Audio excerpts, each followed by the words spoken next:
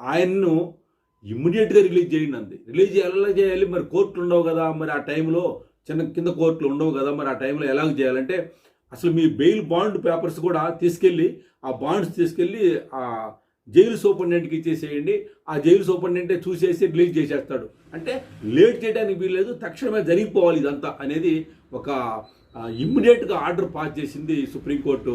సెలవుల్లో కూడా అదే సుప్రీంకోర్టు నిన్న పిల్లలు రక్తాలు కారుతూ ఉంటే, ధారాలుగా రక్తం కారుతూ ఉంటే, పోలీసులు విపరీతంగా కొడతా ఉంటే, ఇష్టం వచ్చినట్టు చేస్తూ ఉంటే, ఆడపిల్లల్ని వాళ్ళు చెప్పకూడని చోట్ల వారు చేతులు వేసి గందరగోళం చేస్తూ ఉంటే, ఆఖరికి కాంగ్రెస్ పార్టీ నాయకుల్ని మరి సోనియా గాంధీ కుమార్తె రాహుల్ గాంధీ, అలాగే ప్రియాంక గాంధీ వారిని కూడా మగ పోలీసులు తీసుకెళ్ళి ఆ లేడీని, ప్రియాంక గాంధీని మగ పోలీసులే హ్యాండిల్ చేశారు, ఢిల్లీ పోలీసులు. ఇదంతా చూస్తూ ఉంటే ఏంది మనం ఎక్కడున్నాం, ఎక్కడికి పోతా ఉన్నాం? ఈ పరిస్థితుల్లో మరి కాక్రోచ్ జనతా పార్టీకి వారి కేసు విచారణ చేయండి, ఏంటి ఘోరం అని చెప్పి సుప్రీంకోర్టులో డైరెక్ట్గా మరి కేసు వేస్తే, సుప్రీంకోర్టు జడ్జి మరి జస్టిస్ సూర్యకాంత్ గారు, చీఫ్ జస్టిస్, ఆయన ఏమంటా ఉన్నారంటే ఆయనకి టైం లేదట.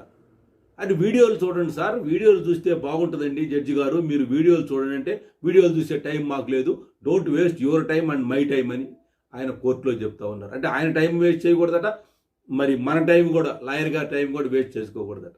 అంటే ఒక అన్యాయం జరుగుతుంది, ఘోరం జరుగుతుంది, ఇంతమంది విద్యార్థులు చనిపోతున్నారని గగ్గోలు పెడతా ఉంటే చూడటానికి టైం లేదు అంటున్న సుప్రీంకోర్టు మరి ఒక్క వ్యక్తి కోసం ఆ విధమైన మరి జడ్జిమెంట్ ఇవ్వటం ఏంటి, ఇమ్మీడియట్గా రిలీజ్ చేయండి అంటే ఏంటి?